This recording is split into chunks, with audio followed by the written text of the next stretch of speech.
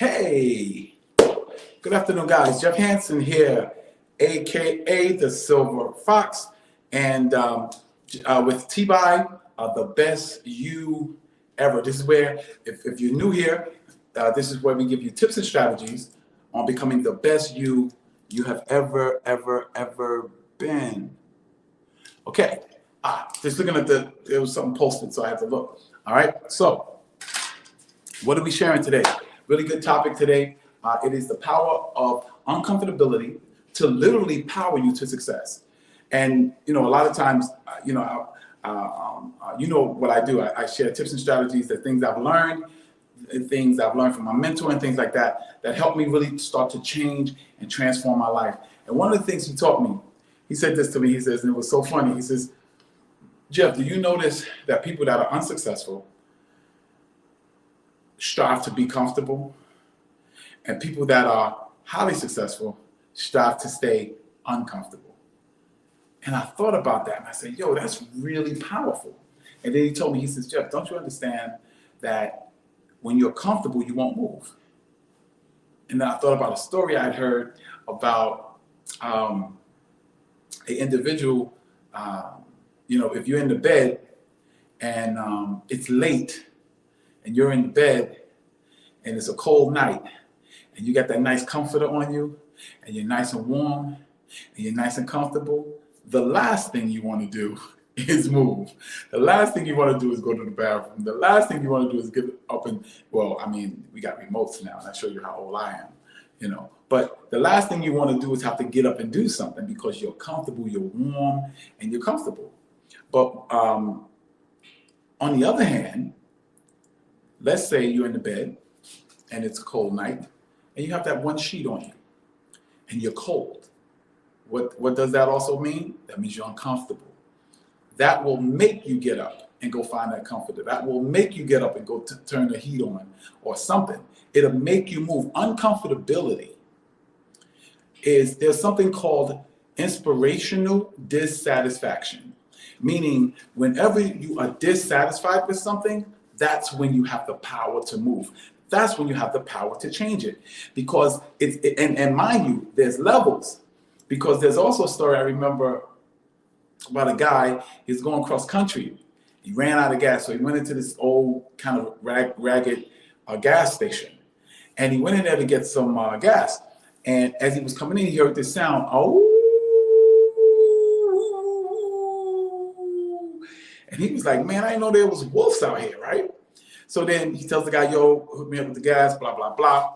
And so the gas station attendant, older man, and he was talking to him and he heard the sound again. Oh, right? So the man says, sir, excuse me, what is that? What is that sound? I mean, yo, I didn't know there was wolves out here. So the guy says to him, he says, oh, that's not a wolf. That's my dog. He's laying on he's over there near the cabin, and that's him making that noise. He said, well, why is he making that kind of noise? He says, well, he's laying on a nail. So the guy says, he's laying on a nail? He said, yeah. He said, so why don't he just get up and get off of the nail? He said, because the nail is not hurting him enough to move. It is only hurting him enough to complain about. And see, in a lot of times in our lives, I can tell you right now, there was times in my life where I was so comfortable, I didn't want to move. And there was no inspiration for me to move. There was no reason for me. I was comfortable. I was eating meals and I was doing what I remember in the shelter, they had a program where they put some of the homeless people up in the YMCA. And the YMCA has very, nice rooms if you're coming from a shelter, right? And I was in that room, man, and the carpeted floor, and it was a nice warm room, and I had a colored TV. It was like a hotel room. Man, I didn't want to leave, even though I was not where I wanted to be. I didn't want to leave because I was comfortable. And a lot of times when I talk to people and they say, man, you're driven and this, that, and the other, but I'm kind of good with where I am. And what they're saying is that they're comfortable. And see, comfortability, the opposite of success is never failure. The opposite of success is uncomfortability. Because if you think about it, failure is a type of uncomfortability. And when you fail a test, it makes you study harder. You don't learn much from a test you pass.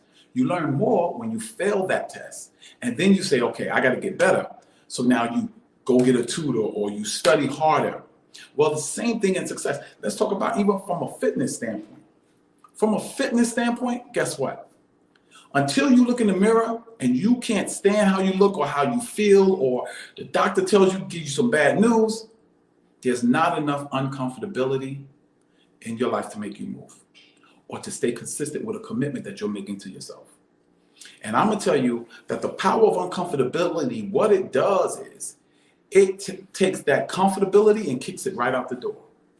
It makes you get up and do something because I can't take this anymore. You be in that relationship, it gets to a point where I can't take this anymore. That woman that's being beaten or whatever. There's times where she dealt with it, but it got to a point where, I deserve better than this. So then what happens? She starts taking steps to changing her situation. Uncomfortability is the key that will give you enough ammunition, enough power to move out from where you are toward where you want to be. One of the other episodes I was talking about vision boards. That's what vision boards do. You know why people don't like to dream? Because that dream is a reminder of where they could be, what they could be doing, the life they could be living, the woman or the man they could be dating or marrying. And that's why they'll take it down. I can tell you right now, everyone, my clients, when I train them, I tell them you got to put up a vision board, a health and fitness vision board. Put it on your phone. So every time someone calls you, I want you to be reminded of your goal. Put it on your phone. I want you to be reminded that you're committed to this. I want you to be reminded of what you could look like, where you could be walking, the beaches you're on, and you're not ashamed of how you look. And in the beginning, they'll do it. And then sometimes, they'll quit the program or whatever, and I'll see them months later. The first thing I ask them is, guess what? Show me your phone, especially if they've not stopped working out, stop training. And they look at me and they go, no, I moved the picture. I said, I know you did. Because if that picture was still there, it will cause too much irritation to your comfortability. See, you have to constantly irritate your comfortability if you want to keep moving. Goals, dreams, visions, those things get you uncomfortable with the status quo. You won't stay in that position long if you're constantly being reminded, man, what could I have? Man, how much muscle could I have? Could I have that six pack? Man, if I ate vegan, it would help me from a health standpoint. Man, I could have married that girl. You know what I'm saying? Because uncomfortability is the key to your success. And in uncomfortability, it has the power to inspire you because it creates a sense of dissatisfaction. There's a term I want you to remember. It's called inspirational dissatisfaction, meaning that there is a degree of inspiration that comes from dissatisfaction. When you are not happy with where you are, when you are not happy with who you are, when you're not happy with the money you're making or the car you're driving or the house you live in or the life you're living, that's when you'll move. And the key with it is not just to take it, I'm okay. Like when I was homeless, so as soon as I got a room, I got comfortable again. No. The key is to not only bring in dissatisfaction in your life, but then to feed that fire and make it till it gets so it's so irritable and aggravating that you gotta make a move. You no longer can stay the same. This relationship has to get better. It's either got to get better or I got to get rid of it. This job is going to have to give me a raise so I can make more money or give me better benefits or promote me or something, or I'm going to have to go find another job. And I'm going to tell you something. The more you put that vision, that dream, that goal in front of you, the more irritated you become, the more aggravated you become, to the point where you get sick and tired of being sick and tired. And that's when you'll make a change. No one's going to have to encourage you to go to the gym. When someone, I'm going to tell you something. One of the things, and I oftentimes don't tell people this story, but I'll tell you. I remember I was working in a hospital in Brooklyn, and a girl I really liked her. She said, we went out for lunch or whatever. I said, and she said, you're a nice looking guy, man. And you're nice too. But man, she said, your butt is flat. You got no butt. It looks like a wall with a line down the middle. I was like, oh no. And I was like, wow. Because first of all, I was young and dumb. I didn't know that women look at your butt or your legs. And real talk. So I said, now here's me. Now, first of all, what did that statement do in my life? It made me uncomfortable with what I looked like. It made me uncomfortable with my appearance. And then you know what it did?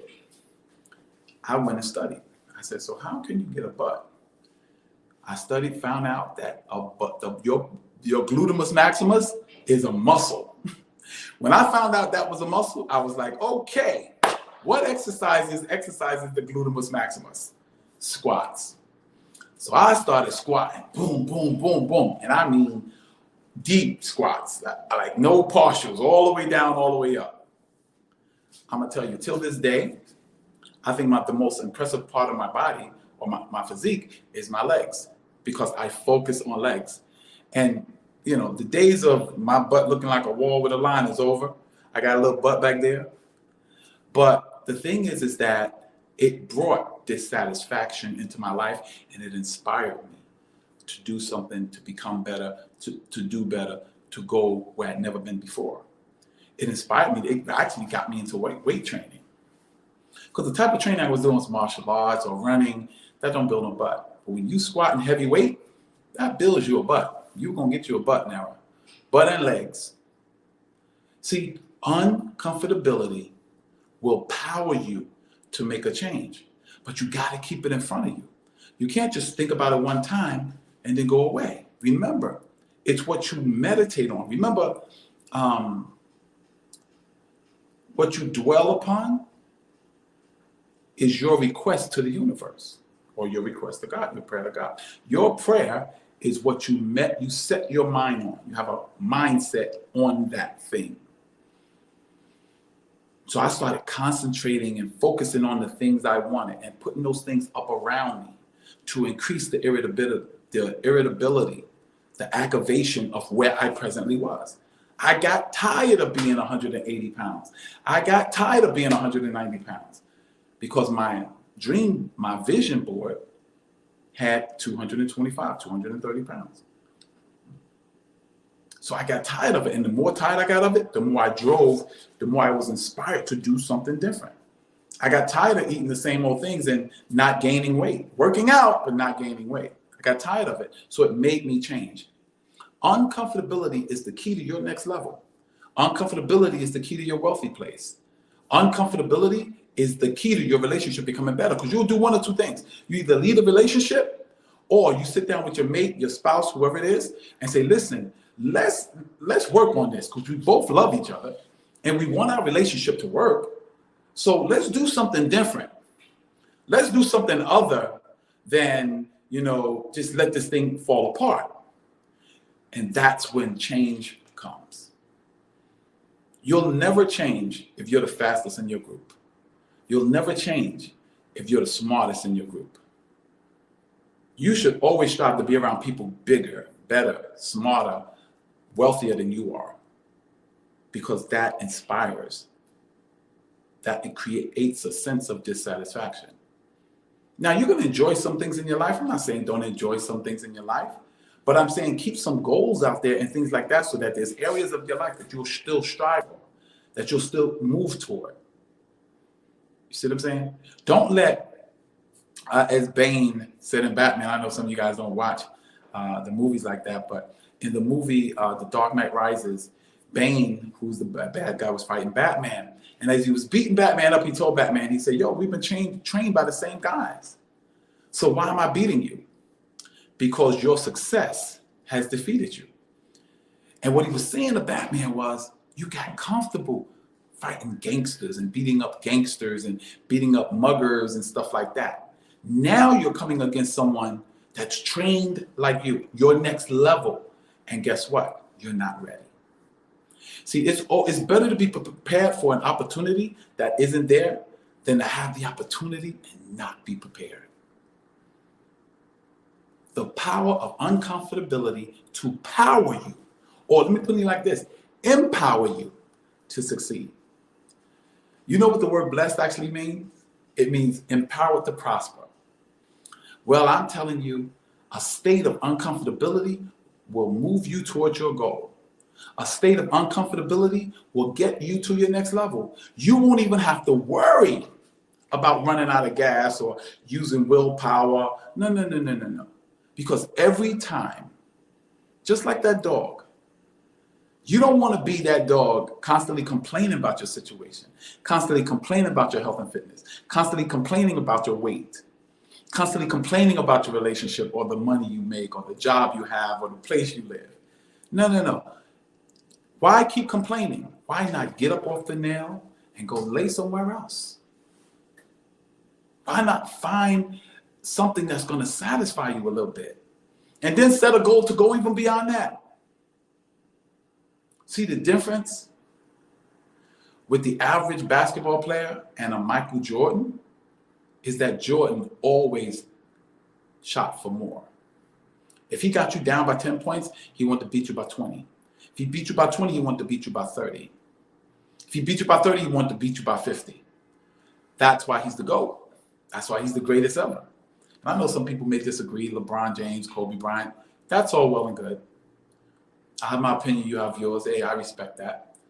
But the fact is that when you strive to be better, what's going to keep you moving in that direction is the degree of uncomfortability that will create the aspect of inspirational dissatisfaction. You become inspired because you're dissatisfied. And uncomfortability will move you toward your goals and your dreams and your desires. It will make you make some different decisions, make you choose differently, because you'll get sick and tired of being sick and tired and being sick and tired. And how does that make you better? Because anything that pushes you towards your goals and your dreams, anything that pushes you towards your aspirations, anything that pushes you to bring that vision into fruition, anything that pushes you to exercise personal development and become a better you, that is inspirational dissatisfaction. So that is the source and the key to the power of uncomfortability. Use your power to create uncomfortability in your life, whether it's through vision boards, whether it's through walking in wealthy neighborhoods, whether it's through going test driving cars that you can't afford right now. And when you create enough uncomfortability, trust me, the universe will provide resources and people and places and things that will build, that will open up doors for you, for you to have those very things that you've come to desire, those things that you've come to want. Ladies and gents, we've been doing this for about 20 minutes. I hope something I said motivated you. I hope something I said encouraged you, move you in that direction, make you think a little bit different, make you do a little bit different, make you implement some of what I said. And remember, if there's something I said that brought some value to your life, something I said that was worth something to you, change your life for the better, please like and subscribe. Now, of course, if you're watching it on YouTube, like and subscribe. If you're watching it on 365 Days of Fitness Challenge, my Facebook group, or any of my groups, wherever you're watching this at, like and subscribe it, give a comment. I hope something I said encouraged you. I hope something I said motivated you. I hope something I said made you uncomfortable so that you'll do something different, because we understand that if we give you tips and strategies on becoming the best you ever, we know that the best you ever will create your best life ever. This is Jeff Hansen, aka the Silver Fox, and I'm just excited about 2022. I'm excited about you. I'm excited about you going from you 1.0 to you 2.0. God bless you, and may heaven smile upon you.